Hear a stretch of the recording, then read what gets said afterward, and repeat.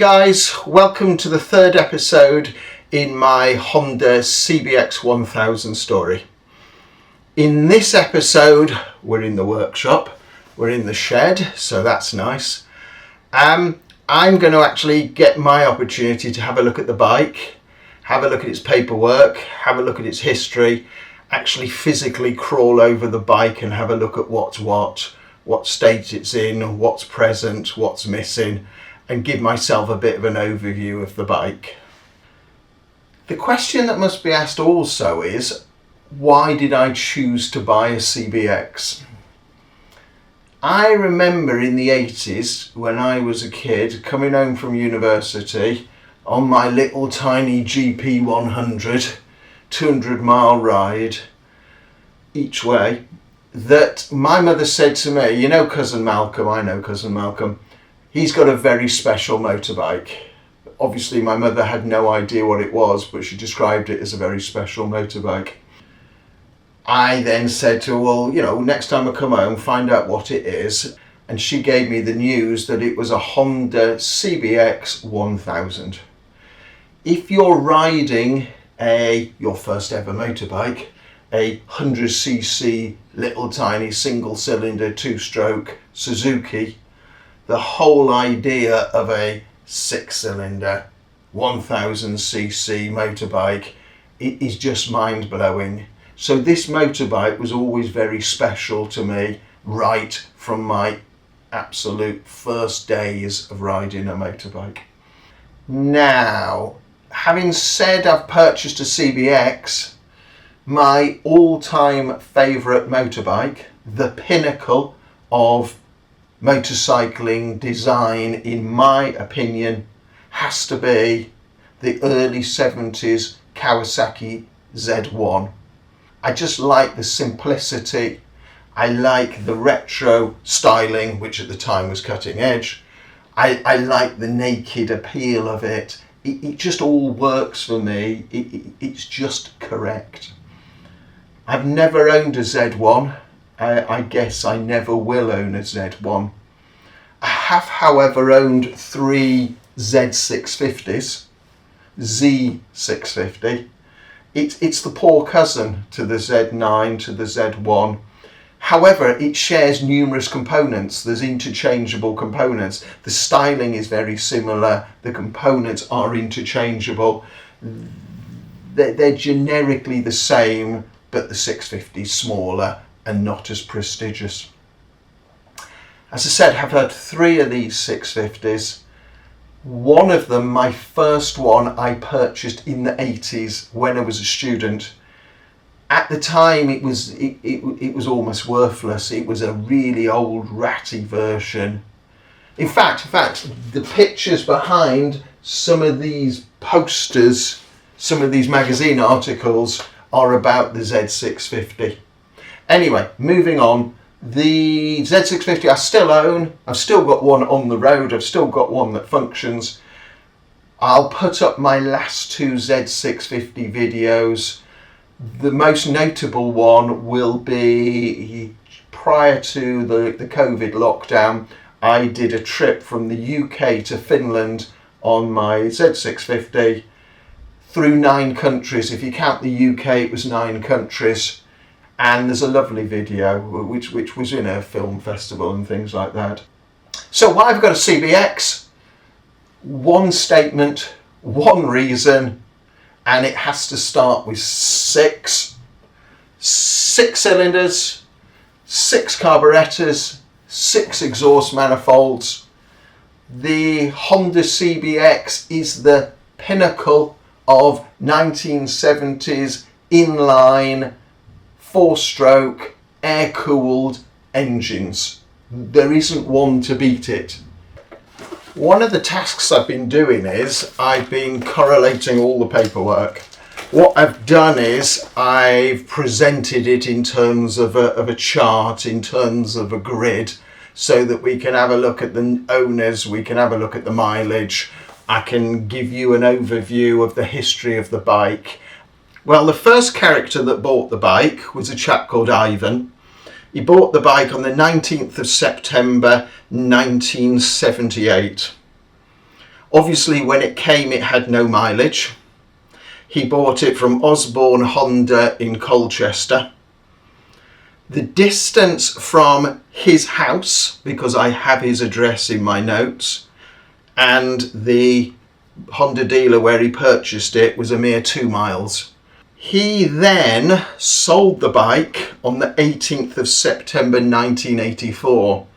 He did 18,336 miles over a 6-year period, almost to the day.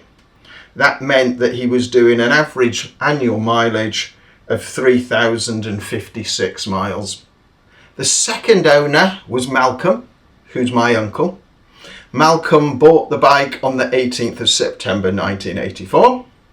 It had 18,336 miles on it. He again purchased it from Osborne Honda in Colchester. And ironically, the distance from the Honda dealership to Malcolm's house was a mere 9 miles. Malcolm sold the bike on the 11th of September 2022 with a total mileage of 19,498 miles. That means that Malcolm owned the bike for a total of 38 years.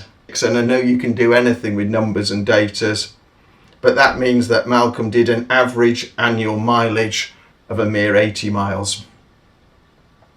I am therefore the third owner from new.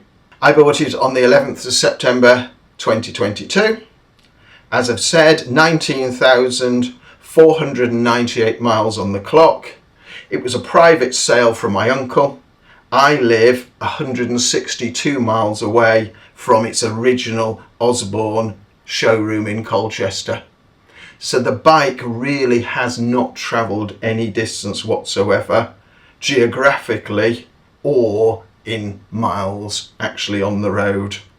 And I'm happy to say I am that third owner, which for me is a bit of a joy to know it's not being shipped halfway around the world and it's not being owned by 20 different people who've ragged it senseless. Through my research, I've been trying to track the first owner. The first owner's name was Ivan. I've got his 1984 address. I've got his full name. I have done quite an extensive search for him, but I'm unable to find him. Another avenue of research was this, I believe to be the original aluminium number plate, Dennis Osborne Limited. Through the power of the internet, I have managed to do a little bit of research. Dennis Osborne died, I believe, in 1990. I believe the firm itself stopped selling motorbikes in the mid-90s.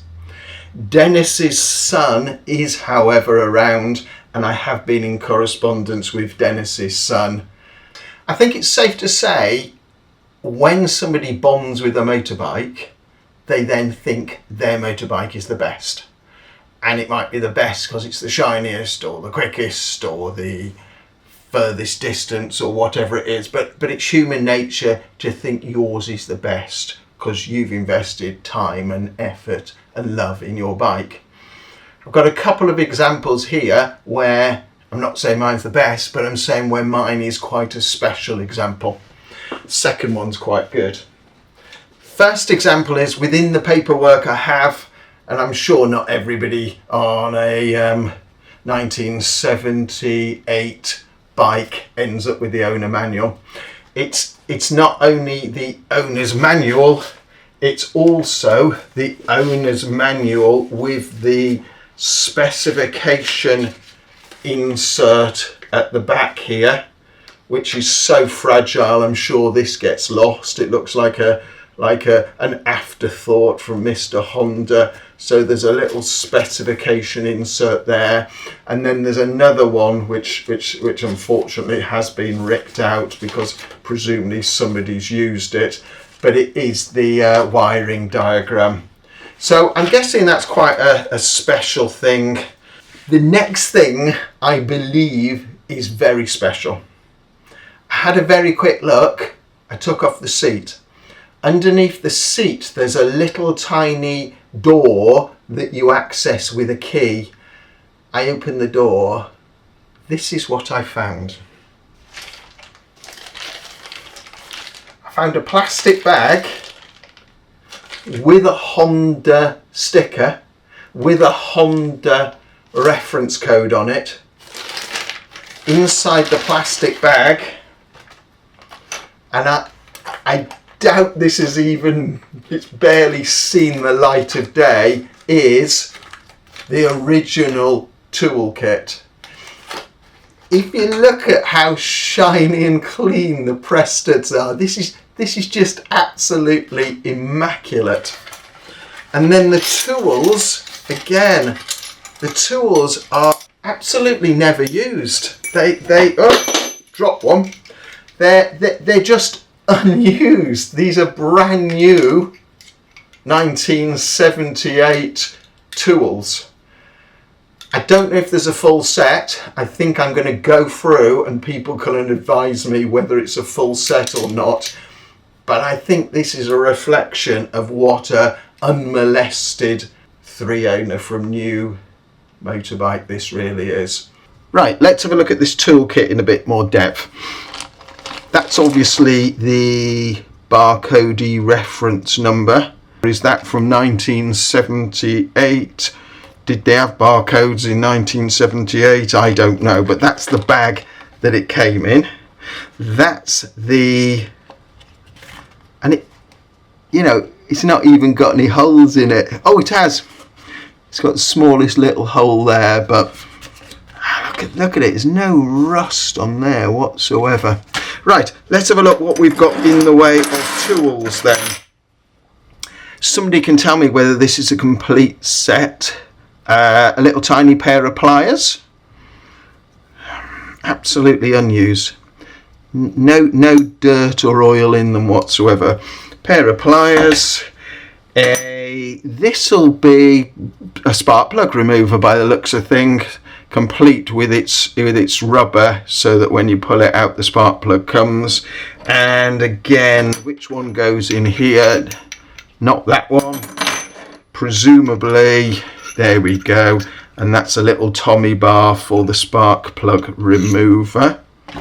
Let's have a look while I've got this. So we've got a crosshead large, we've got a flat head, although they look slightly different, flat head. We've then got a crosshead small. We've got a, here we go. We've got a screwdriver handle, 1, check it all fits, 2, and 3, yes, so we've got the screwdriver. We've also got a little Tommy bar, which goes in here so that you can use them that way. And again, I'm just checking it fits on all of them. Yes, so that looks like a complete set there. Then we've got, and this I'm sure will be for adjusting the rear suspension, the preload on the rear suspension. It's not got a Honda stamp on it, but who knows. Spanners, 17, 14 and 10, 12, logos. There's a 26, which presumably is for the swinging arm, with a little extender to get you some leverage. Final thing, I genuinely don't know what that is. That's the final thing, and somebody can tell me. Somebody can tell. That's a sharp, ugly edge, isn't it? You would have thought Mr. Honda had round that off. Put a chamfer on that edge. So I don't know, but somebody will tell me what that is. Who knows? So this may or may not be a complete unused toolkit. Who knows? I'm sure there's people out there who do know, but it's just not looking bad to me. I have never seen this CBX fully assembled. When I bought it, I was given the bike and a set of component parts. There's very little taken off, but I want to put on the component parts.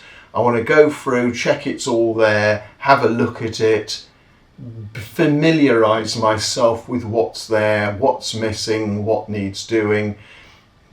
Just bond with it as much as anything. Let's have a little overview of this motorbike. Let's see what's what, see what needs doing, just get a feel for it, just have a look. Let's see what's going on. Okay, so I have fully assembled the motorbike as much as I've got. Tank was off, the side panels were off, the engine guard was off. For some reason, the cover here and the cover here and the dirty chain guard, for some reason there's some parts removed here. I'm hoping that it's not a sinister reason. I don't know why this would be removed. Here he is. He's fully assembled. He's looking good. Let's go through. Let's have a cheeky look. Let's look at what's what. Okay, we will start at the front. First thing I'd like to point out, I don't know how well you can see, but the tyres have still got the are they called spurs from the moulding process.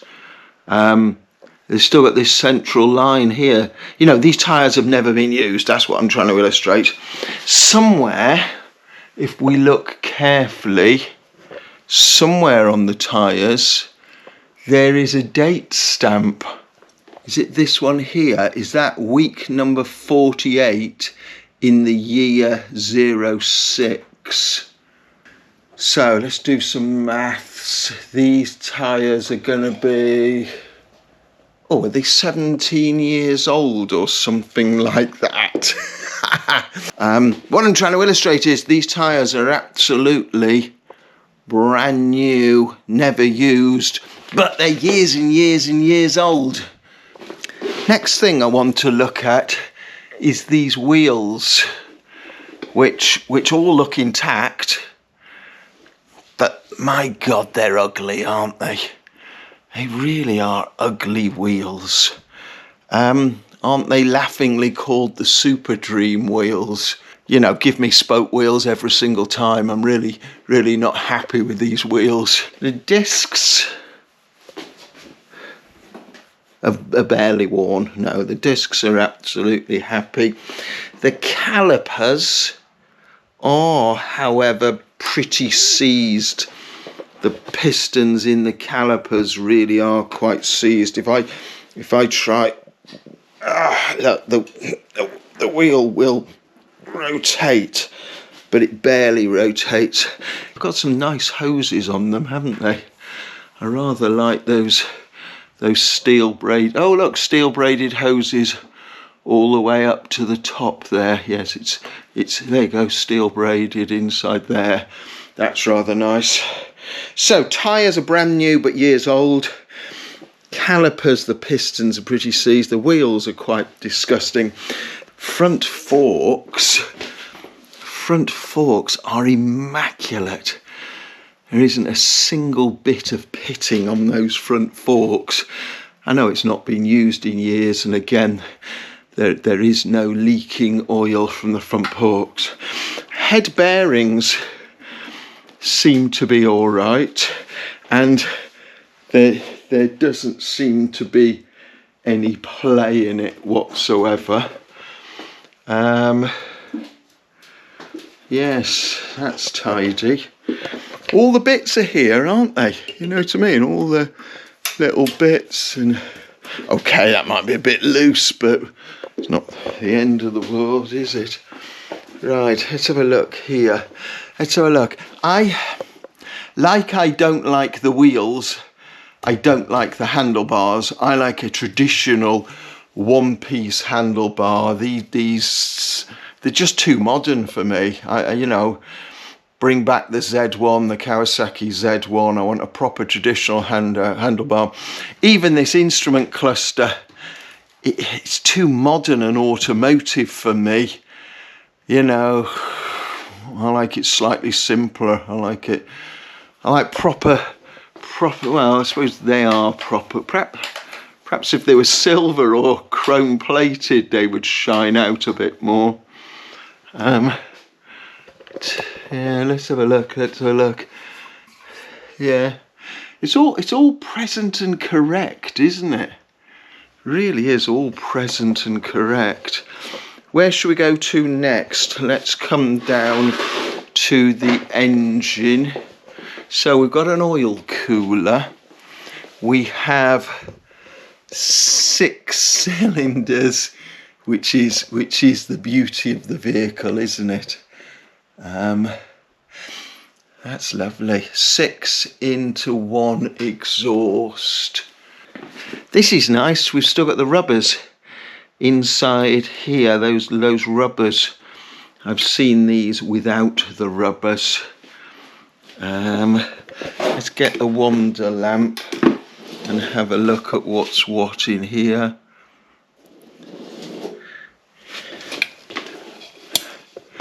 Right, there is some. Look at this one here.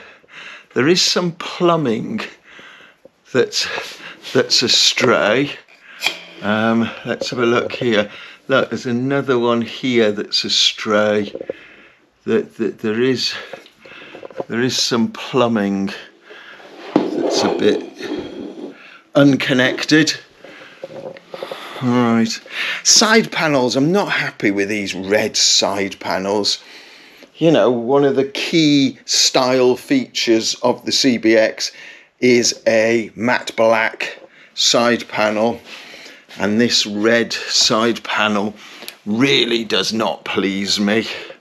But that's just styling. Oh look, this tie bar on the rear caliper here is extremely rusty, which I'm not sure. Oh, perhaps the brake fluid got on it. Non-standard swinging arm, isn't it? There we go, non-standard. Oh, tiny weeny stubby exhaust pipe. I don't know how much baffling there will be. Predator. Oh gosh, there we go. Oh, it's pre-1995 only. Well, this is definitely pre-1995, isn't it? I wonder whether that pre-1995 has something to do with the sound. Whether older bikes in the day could be noisier. Absolutely no idea, but it doesn't look quiet to me, that exhaust pipe. Yeah, non-standard swinging arm. Oh, I've strapped the back wheel down so as I could lift the front forks. The back caliper, which wouldn't get used as much, and there's only one caliper, one disc on the back, that does rotate a little bit freer. Look, it's all in order. This will be another one of these tyres that are brand new, but years old. I can't see a date stamp on him. Again, these wheels which really don't float my boat. Seats in order. Doesn't seem to be any ripping. The paint's very good. The paint is very good, but it's just non-standard, and it's not got the CBX decals, the CBX graphics on it. This funny little rack at the back. This was a rack at the back, and the rack part's missing. And it's just got this funny sticky out bit, which is a bit ugly. Nice little helmet holder sticker there. That's always nice, isn't it? Bit more stickering here on the chain guard. Cold tire pressures.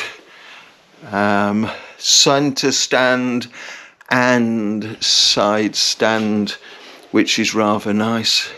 I mentioned the plumbing. There's There's another bit of plumbing that's missing. It's cracked, that one. It's damaged, that one. There's some more plumbing here that's a little astray. What have we got here? That obviously is fuel. Oh, new petcock. There's some more plumbing here. It just all needs looking at, doesn't it? Generally, it's quite neat. Another one of these, and the engine guards aren't excessively scratched, which is rather nice. As I say, the paintwork on the tank's not bad. If it had the black stripe down the middle, and if it had the graphics, it would help.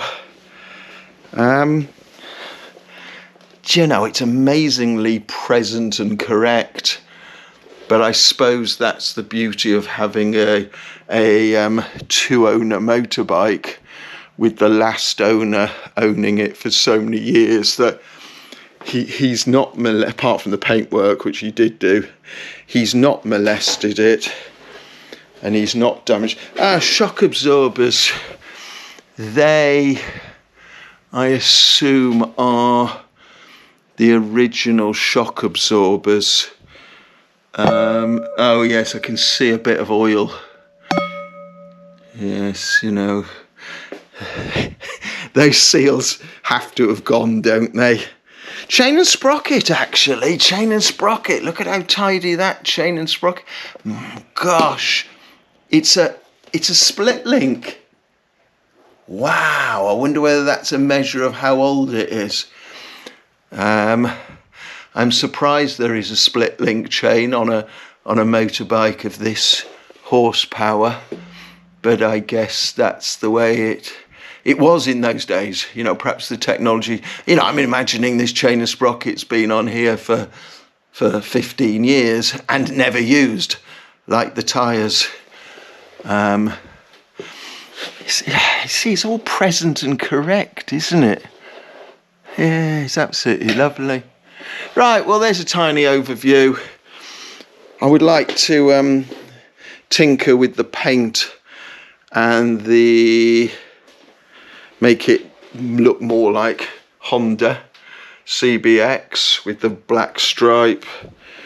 There is work to do, obviously, but it seems to be pretty present and correct. It really does. And period right, period correct. There's a swinging arm on it. There's a 6-into-1 exhaust on it, but generally, it's from my point of view, it's very present and very correct. Right, well, there's a tiny overview. Hope that's of some interest. Here's one final thought in this section. The first motorbike I bought was in 1986. It was a GP100. I paid £35 for the motorcycle, a leather jacket and a crash helmet. I've used an inflation calculator. The £35 in 1986 now basically, if you round it up, equates to £100 in our current money. If you round up the CBX and say I purchased it for £10,000, then the CBX was 100 times more expensive than my first motorbike, and therefore wondering whether I'm going to get 100 times more enjoyment out of the CBX than I did my very first motorbike, first love, the GP100. Somehow I don't think I will.